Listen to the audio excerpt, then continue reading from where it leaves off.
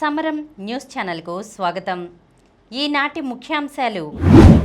ఉద్రిక్తంగానే వరుసగా రెండో రోజు పాక్ డ్రోన్ దాడులు. తెలుగు జవాను వీరమరణం. ఏ పరిస్థితులకైనా సిద్ధం. దేశవ్యాప్తంగా ఆరోగ్య శాఖ సన్నద్ధతపై నడ్డా సమీక్ష. Turkey shoot. పాక్ డ్రోన్లను క్షిపణుల్ని అద్భుతంగా అడ్డుకున్న మన ఎయిర్ డిఫెన్స్. నేటి నుంచే మిస్ వరల్డ్ పోటీలు. ఐపీఎల్ వాయిదా. వృద్ధాప్య లక్షణాలను దూరం చేసే మామిడి పండు. ఈరోజు వార్తలను చూద్దాం. ఉద్రిక్తంగానే వరుసగా రెండో రోజు పాక్ డ్రోన్ దాడులు. భారత్ పాకిస్తాన్ సరిహద్దు ప్రాంతాల్లో వరుసగా రెండో రోజు కూడా ఉద్రిక్త పరిస్థితులే కొనసాగుతున్నాయి. జమ్మూ కాశ్మీర్ నుంచి గుజరాత్ వరకు సైరన్ మోతలు వినిపిస్తున్నాయి. రాజస్థాన్లోని జైసల్మేర్, జోధ్పూర్ సహా జమ్మూ నుంచి పంజాబ్ వరకు చాలా ప్రాంతాల్లో బ్లాకౌట్ కొనసాగుతోంది. ఇళ్లలోనూ బయట లైట్లు ఆర్పేయడంతో చిమ్మ చీకట్లు నెలకొన్నాయి. అదే సమయంలో పాకిస్తాన్ తన దుర్బుద్ధిని పోనిచ్చుకోలేదు. జమ్మూ కాశ్మీర్, పంజాబ్, రాజస్థాన్, గుజరాత్లోని 20 నగరాల్లోని సైనిక స్థావరాలను లక్ష్యంగా చేసుకుని శుక్రవారం రాత్రి కూడా డ్రోన్ దాడులు చేసింది. మరోవైపు రెచ్చగొట్టే చర్యలకు పాల్పడింది. బారాముల్లా నుంచి భుజ్ వరకు 4 రాష్ట్రాల్లో 26 డ్రోన్ దాడులు చేసింది. వాటన్నిటినీ భారత్ అడ్డుకుని కూల్చేసింది. వీటిలో శ్రీనగర్ విమానాశ్రయం, దక్షిణ కాశ్మీర్లోని అవంతిపుర స్థావరమే లక్ష్యంగా చేసిన దాడిని భారత్ సమర్థంగా అడ్డుకుంది. అయితే అవంతిపుర వైమానిక స్థావరం చుట్టుపక్కల పేలుళ్లు వినిపించాయి. పాకిస్తాన్ డ్రోన్లను గగనతలంలోనే పేల్చేయడంతో బారాముల్లాలో ఆకాశం అరుణవర్ణాన్ని తలపించింది. పాక్ డ్రోన్ బాంబు దాడిలో పంజాబ్లోని ఫిరోజ్పూర్కు చెందిన కుటుంబంలోని 3 శుక్రవారం రాత్రి గాయపడ్డారు. వారిలో ఒకరి పరిస్థితి విషమంగా ఉంది. జమ్మూ కాశ్మీర్లోని జమ్మూ, సాంబా, రాజౌరి, పంజాబ్లోని పఠాన్కోట, అమృత్సర్, రాజస్థాన్లోని పోఖ్రాన్లో డ్రోన్ దాడులు జరిగాయి. కుప్వారా, సాంబా, పూంచ్, యురి, నౌగం, హండ్వారాల్లో నియంత్రణ రేఖ వెంట భారీగా శతఘ్నిగుళ్ల వర్షం కురిపించింది. అలాగే జమ్మూ, పఠాన్కోట్లో రెండో రోజు సైరన్లు వినిపించాయి. చిమ్మ చీకట్లు నెలకొన్నాయి. అమృత్సర్లో భారీగా కాల్పులు జరిగినట్లు తెలిసింది. డ్రోన్లు తిరగడం కనిపించింది. జమ్మూ కాశ్మీర్, పఠాన్కోట్, ఫిరోజ్పూర్, జైసల్మేర్లో పేలుళ్లు వినిపించాయి. పంజాబ్లోని గురుదాస్పూర్, తరణ్ వాసులు తమకు పేలుళ్లు వినిపించాయని చెప్పారు. వరుసగా రెండో రోజు కూడా జైసల్మేర్లో డ్రోన్ దాడులను మన దళాలు అడ్డుకున్నాయి. తెలుగు జవాను వీరమరణం. జమ్మూ కాశ్మీర్లో తెలుగు జవాన్ మురళీ నాయక్ వీరమరణం పొందారు. దేశ రక్షణకు సేవలందిస్తూ పాక్ జవాన్ల తోటాలకు బలయ్యారు. సరిహద్దుల్లో హోరాహోరీగా జరిగిన కాల్పుల్లో ఆయన మృతి చెందినట్లు శుక్రవారం ఉదయం కుటుంబ సభ్యులకు ఆర్మీ క్యాంప్ అధికారులు సమాచారం అందించారు. శ్రీ సత్యసాయి జిల్లా గోరంట్ల మండలం కళ్లితండాకు చెందిన మురళీ నాయక్ 2022 నవంబర్లో అగ్నివీర్లో ఉద్యోగం సాధించి నాసిక్లో శిక్షణ తీసుకున్నారు. అస్సాంలో విధుల్లో ఉంటున్న ఆయన్ను ఆపరేషన్ సింధూర్లో భాగంగా జమ్మూ కాశ్మీర్ సరిహద్దులకు పిలిపించారు. గురువారం అర్ధరాత్రి 12 గంటల సమయంలో రాజౌరి సెక్టార్లోని ఎల్ఓసి వద్ద పాక్ సైన్యం కాల్పులకు తెగబడింది. వారికి తగిన బుద్ధి చెప్పడానికి భారత్ కూడా ఎదురు కాల్పులు ప్రారంభించింది. యుద్ధరంగంలో వీరోచితంగా పోరాడుతున్న మురళీ నాయక్కు పాక్ సైనికుల తోటాలు తగలడంతో తీవ్రంగా గాయపడ్డారు. మెరుగైన చికిత్స కోసం విమానంలో ఢిల్లీకి తరలిస్తుండగా మార్గమధ్యంలోనే వీరమరణం పొందినట్లు తెలిసింది. ఒక్కగానొక్క కుమారుడు ఇక లేడన్న విషయం తెలియగానే తల్లిదండ్రులు శోకసముద్రంలో మునిగిపోయారు. మురళీ నాయక్ భౌతిక కాయాన్ని ఈరోజు కళ్లితండాకు తీసుకురానున్నారు. ఆయన అంత్యక్రియలను ప్రభుత్వ లాంఛనాలతో నిర్వహించాలని రాష్ట్ర ప్రభుత్వం ఆదేశించింది. ఏ పరిస్థితులకైనా సిద్ధం. దేశవ్యాప్తంగా ఆరోగ్య శాఖ సన్నద్ధతపై నడ్డా సమీక్ష. పాకిస్తాన్తో యుద్ధ వాతావరణం నెలకొన్న నేపథ్యంలో ఎలాంటి పరిస్థితులనైనా ఎదుర్కొనేందుకు కేంద్ర ప్రభుత్వం సన్నద్ధమవుతోంది. రాష్ట్రాలు కూడా అత్యవసర పరిస్థితులను ఎదుర్కొనేందుకు సిద్ధమవుతున్నాయి. సరిహద్దు రాష్ట్రాల్లో పాఠశాలల మూసివేత, రాత్రివేళ విద్యుత్ కోత, ఉద్యోగులకు సెలవులు రద్దు వంటి చర్యలు తీసుకుంటున్నారు. ఈ క్రమంలో దేశ రాజధాని ఢిల్లీలో భారీగా బలగాలను మోహరించడంతో పాటు కంట్రోల్ రూమ్ల ఏర్పాటు, ఎయిర్ సైరన్ల ఏర్పాటు, మాక్ డ్రిల్స్ నిర్వహిస్తున్నారు. కీలక సంస్థల వద్ద భద్రతను కట్టుదిట్టం చేశారు. ఢిల్లీలోని ప్రభుత్వ కార్యాలయంతో పాటు కీలక స్థావరాల్లో భారీ భద్రతను ఏర్పాటు చేశారు. మార్కెట్లు, రైల్వే స్టేషన్లు, మాల్స్, పార్కులు, మెట్రో స్టేషన్లలో నిఘాను, వీవీఐపీల నివాస ప్రాంతాల్లో భద్రతను పెంచారు. పర్యాటక ప్రదేశాలు, కేంద్ర కార్యాలయాల వద్ద దుకాణాలు మూసివేయించారు. సైరన్లను అమర్చుతున్నాం, ఎత్తైన భవనాలపై ఏర్పాటు చేసి వీటి పనితీరును పరిశీలిస్తున్నాం. ఢిల్లీలోని 11 జిల్లాల పరిధిలో 10 సైరన్లు ఏర్పాటు చేశామని అధికారులు వెల్లడించారు. ఇవి శబ్దం చేసినప్పుడు ఎలా స్పందించాలనే విషయంపై ప్రజలకు అవగాహన కల్పిస్తున్నారు. మరోవైపు దేశవ్యాప్తంగా ఆసుపత్రుల సన్నద్ధతపై కేంద్ర మంత్రి జేపీ నడ్డా సమీక్ష నిర్వహించారు.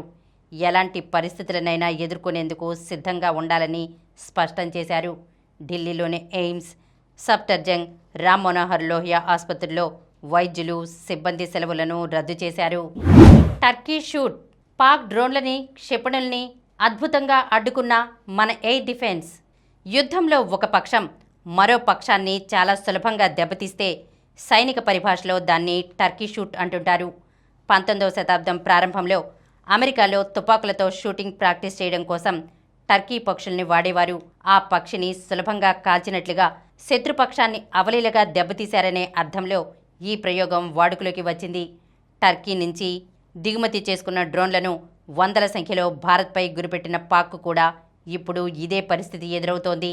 తుర్కీ ఎయిర్ డ్రోన్లను, పాక్ క్షిపణుల్ని భారత ఎయిర్ డిఫెన్స్ వ్యవస్థలు సులభంగా దెబ్బతీస్తున్నాయి.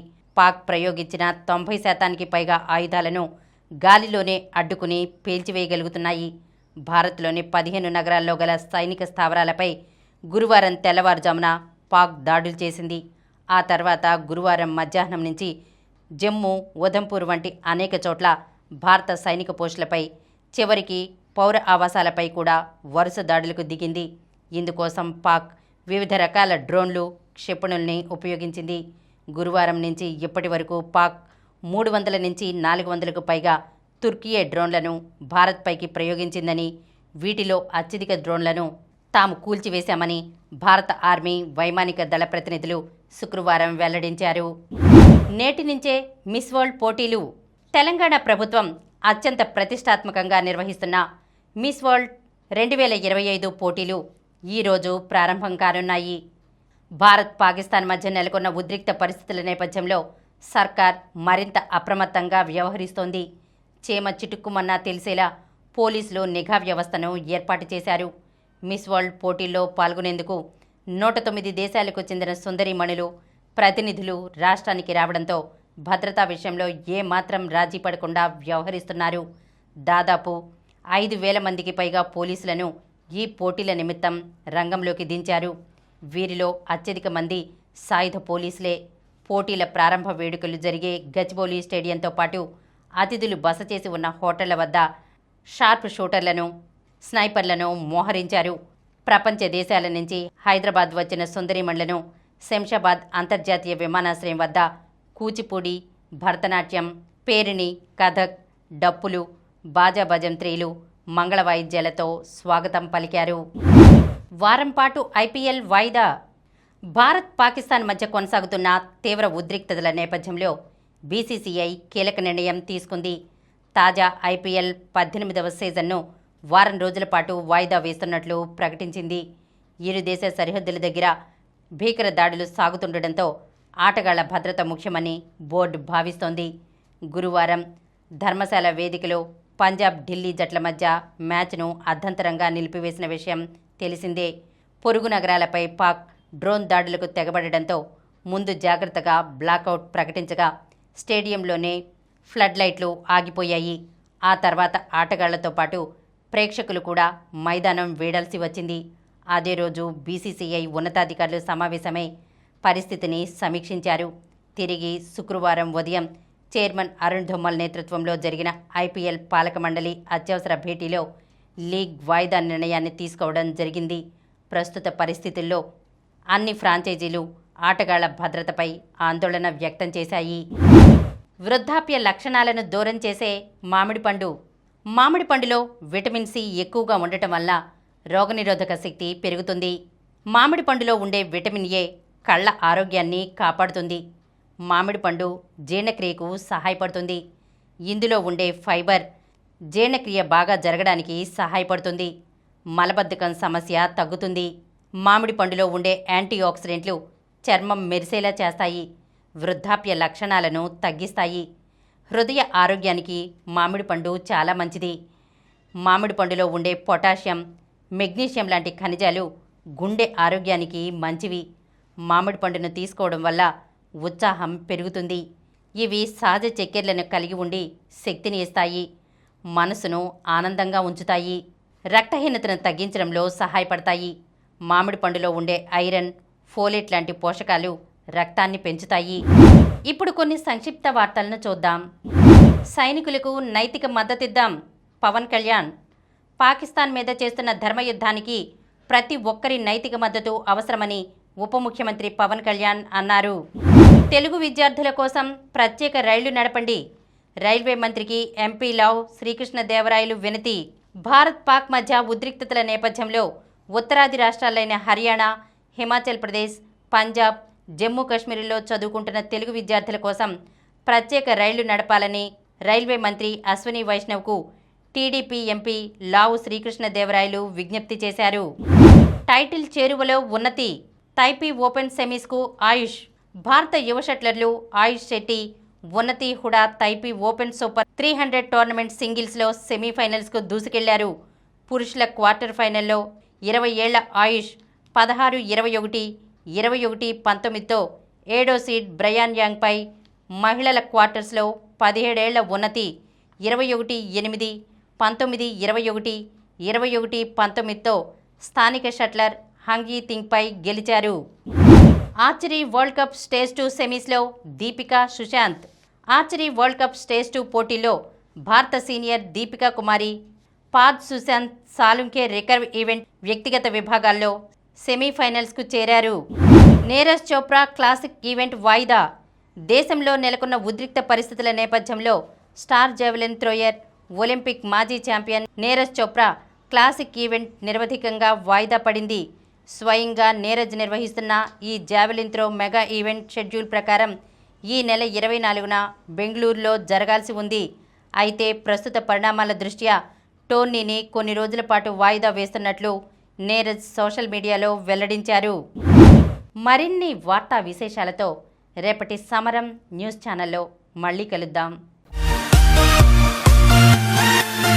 ప్రతిరోజు వార్తా విశేషాల కోసం అనతి కాలంలోనే 20 కోట్లకు పైగా వ్యూస్ సాధించిన సమరం ఛానల్ సమర్పించు సమరం న్యూస్ ఛానల్కు సబ్స్క్రైబ్ చేయండి, లైక్ చేయండి, మీ ఫ్రెండ్స్కి షేర్ చేయండి. అలాగే ప్రక్కనున్న గంట సింబల్ని ప్రెస్ చేయడం మర్చిపోకండి.